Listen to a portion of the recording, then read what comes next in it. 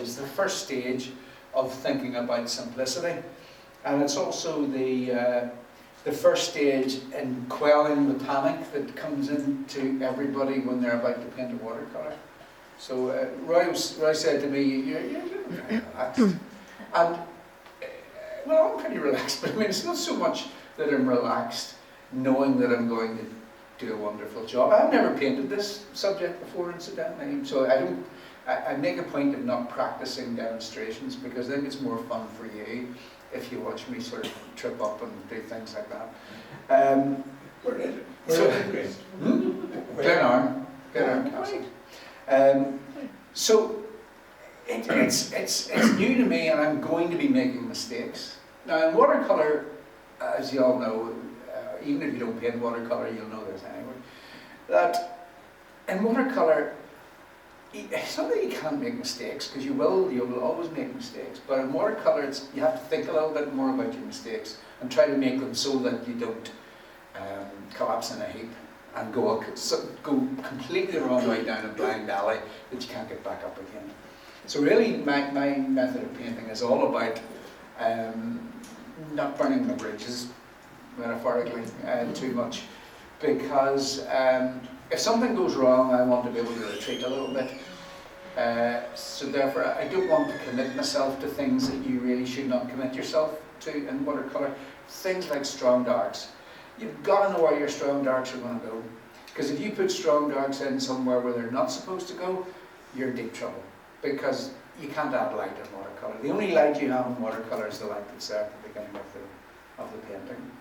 So this first wash is all about creating the light in the painting. So everything that I do in this first wash, and it's just pale colours splashed around all over the place, that's my light, that's it. I can't have any more light than I have when I do this first wash. So everything else I do after that is taking away the light. So I've got to make sure I know where I want to keep my light, because if I lose my light, that's when you get mud and things like that. That's when we get mud. And as regards being confident, I'm not confident of producing a good painting. It could turn out to be a terrible painting, but I suppose it's the confidence that I don't care. Well, it's not that I don't care. Obviously I want to produce a decent painting, but I don't get myself all concerned about it. It literally is a piece of paper, and if it doesn't work, it doesn't work. But you have to be confident, because a confident mistake is better looking than a tentative mistake. So if you go for it and you miss, that's much more interesting than going for it, going carefully and still missing.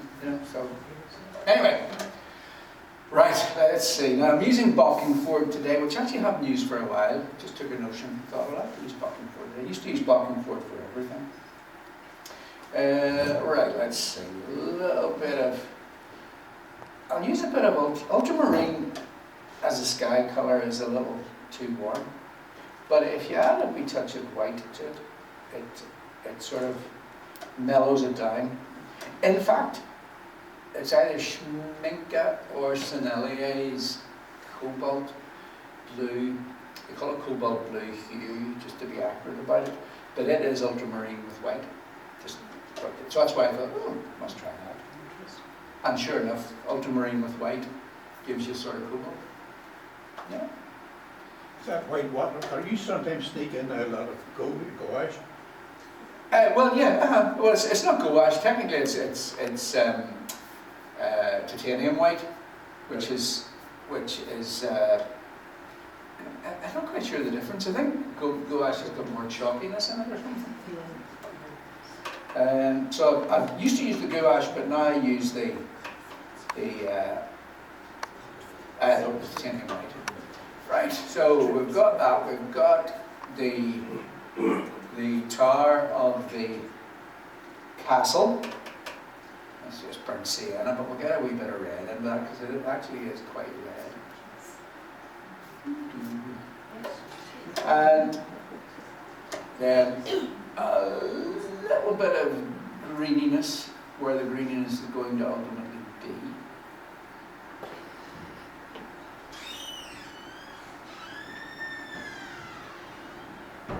And then we have more greeniness over here. I'll make this greeniness, this side a little bit warmer, so just a bit more yellow in it.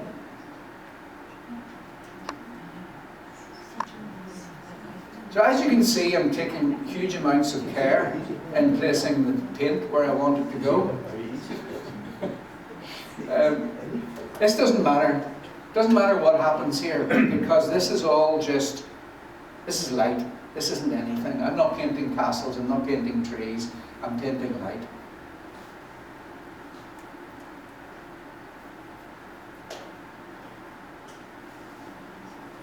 One thing I always forget is to make sure it's the same down here as it is up here.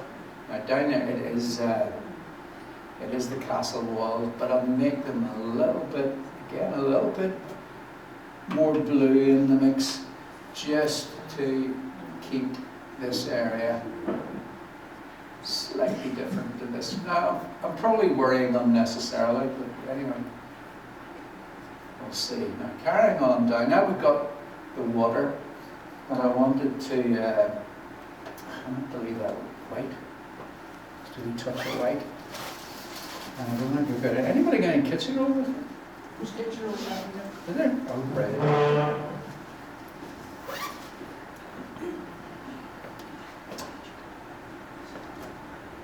Yeah, this is that's the water there, and then we have some nice rocks, and then we have more water. Oh, lovely, thank you very much.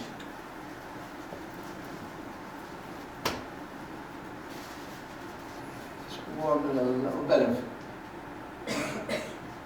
light just there.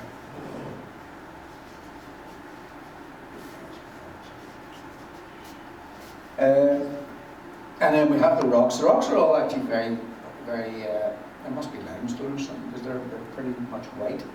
But again, I'll put some, I don't really ever like to leave much, if anything, pure white. Now there's a little bit here, but that's sort of the limit of what I'm going to leave. And then down at the bottom here, we have reflections of the castle tower. So down around here, we've got the reflections. I'm just getting this little bit of red in here. And then I'm going to sort of play around with that a little bit by sort of doing these little stripy marks.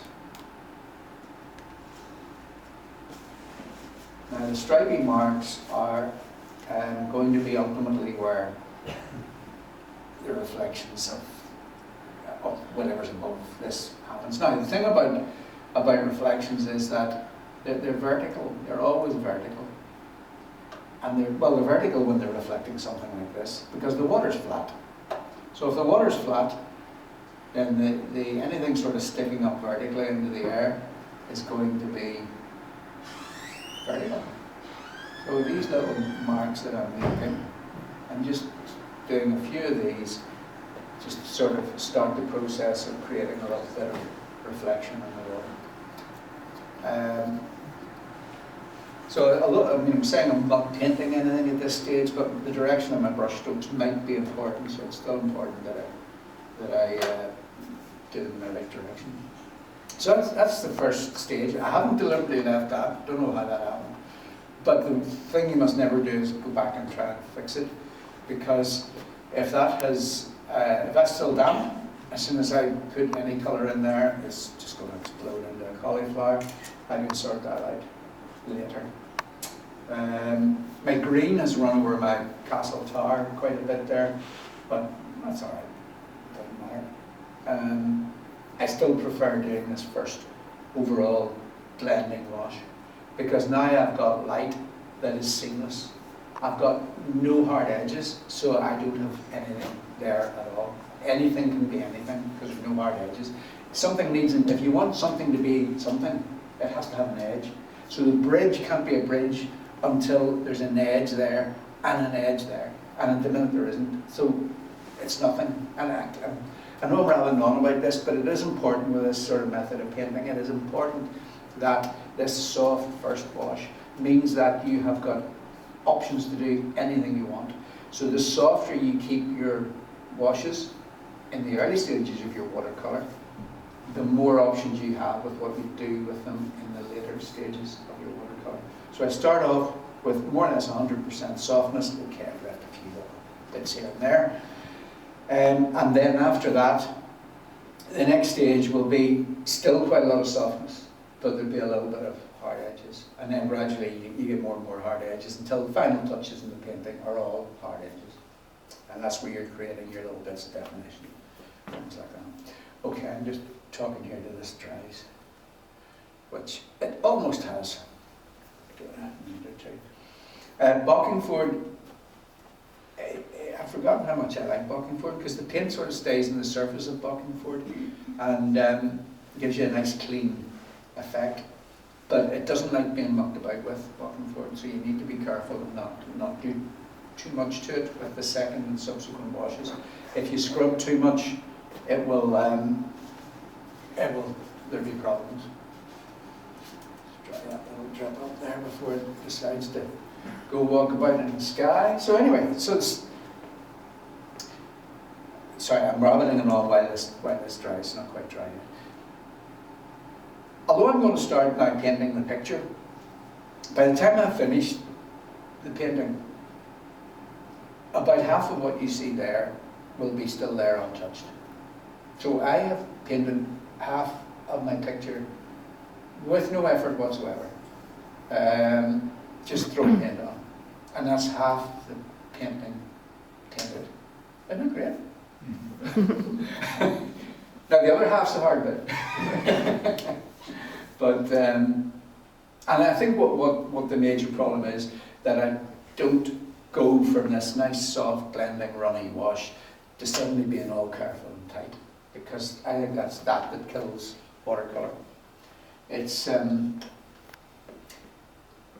you get this lovely, I think that's the thing about watercolour. This is what watercolour does best. This running, it runs together, it blends together, it creates lovely effects. No other medium does that. And yet so many of us don't use that. We don't use the benefit of watercolour to create all these lovely effects. And it does it all by itself. That's a nice thing. We don't control it. No control at all over it. Oh, sorry. Right. You stop using the hairdryer. Aye, sure. Well, no, I haven't stopped using it, but I don't normally bring it with me.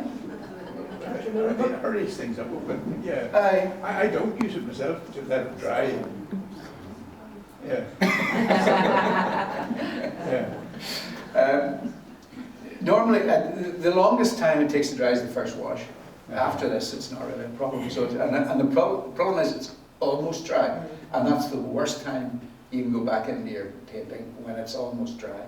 Yeah. So go in, play with it when it's wet, or else wait until it's completely dry. If you go into your painting when it's just about dry but not quite, that's when you can really wreck it. Yeah. And I prefer not to do that when there's people watching. We're nearly there. Any questions at the moment? Did you mix all your colours in one pot? Right, my palette has got 3 big mixing wells, and so what I tend to do is just keep adapting the colour. So, I mean, at the minute it's greenish in there, but if I add a lot of blue to that, it'll become bluish, so I rarely clean it out.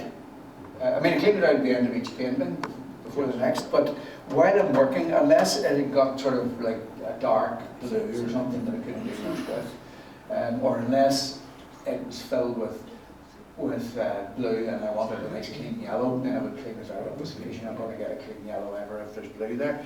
But I just keep sort of adding paint, which sort of knocks on the head this idea that, muddiness in a painting is caused by too many colours being mixed together. That's absolute, complete nonsense. I can guarantee that, because one day I mixed the entire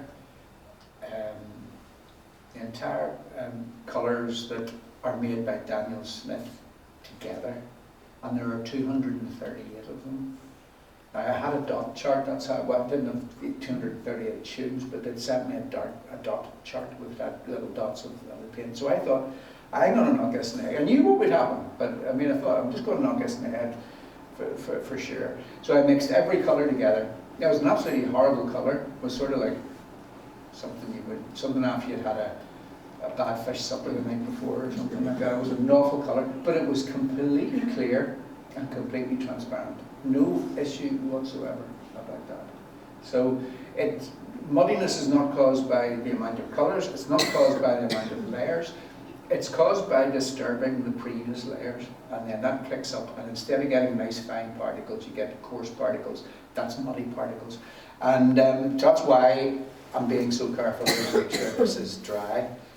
I'm still not convinced it's dry because it's cold, but I'm gonna, I can't be bothered with it anymore. I'll carry on. Can I ask one other question? Yes, certainly, yeah. Is that technique that you use mixing colours with colours as you go along, does that help with harmonise the picture? I would say it does, yeah. And also the fact that I have 12 colours there, and I'll probably use half of that in the painting. So normally I'll use 6, 7 colours in a painting. Rarely would you use more than that. So I think the fact that you restrict the colours means that every colour in your painting is essentially related to every other colour in the painting. So it gives you that harmony, it gives that balance. And I think balance is something that we maybe don't think about enough. It's important that we balance everything in a painting. So there's no point having 100 tiny shapes in one big shape. That's not balance, it's just uneven. So it's important that the size of our shapes balances, the colours balance, the tones balance, even the lines balance. You know, it's all vertical lines, no horizontal, that's not balance either. So balance, it's a big part of composition for me, the balance. I mean, compositionally, this is your sort of fairly standard thirds, I suppose. The tower's right along the third. Technically, I suppose I should have had the bridge a bit lower, but if I'd had the bridge lower, I wouldn't have got the river in it. So sometimes you have to make compromises with composition as well, you know. You can't necessarily get them the way you want them. Okay, for me it's logical to begin with whatever is most distant and to work forward. So the most distant part of this is going to be the trees on the far side of the river behind the tower. Now the tower is quite light. For the tower to look light, this has to be dark. Simple as. If I don't make this dark, this will not look light. Even though I'm not touching that or changing that. But you cannot add light in watercolour. You can only keep whatever light you've got there. So if you want to make something look lighter, your only option is, well, okay, you can get the scrum brush out and start washing it off. That's not a good idea. So the only way to make something lighter is to make the area around it darker. Because dark and light are relative. So something can only be described as dark in relation to something that is light. So you can have something that is, I'm trying to see here, there'll be something around you. Well, okay, that's white, right? Yeah? Okay, if that's white, then don't move it. Keep it in there. If that's white, then what's that? That's whiter. So it's all relative. So in fact, that is dark in relation to that, even though we know that that is white. So, you know, it's well, I find it fascinating. I'm sad to get out of it. Right. So distant trees, deliberately making them a little bit bluish and a little bit coolish. So I'm using a cold yellow to mix my green here for the distant ones, and I'm using quite a bit of the blue in it as well. I'm still using ultramarine. I do have phthalo blue there, but phthalo blue can be a little bit too much, to be honest. Phthalo blue. And the thing about greens is I don't have to just use greens. I can use anything I want. But let's see. So I'm going to carefully cut around the edge of the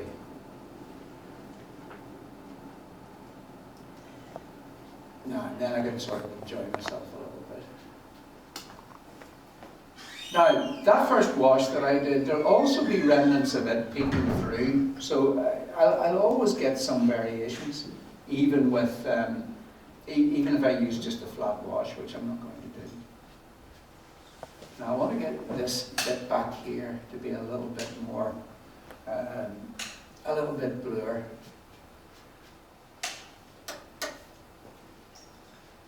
And get a couple of little vague spaces in it, just to create the look of a little bit of variety. Now I said that this needs to be dark. At the minute it isn't dark, so I'd better darken it up a little bit. This is obviously still all wet or damp, so I can drop that in and hopefully it won't do anything unexpected.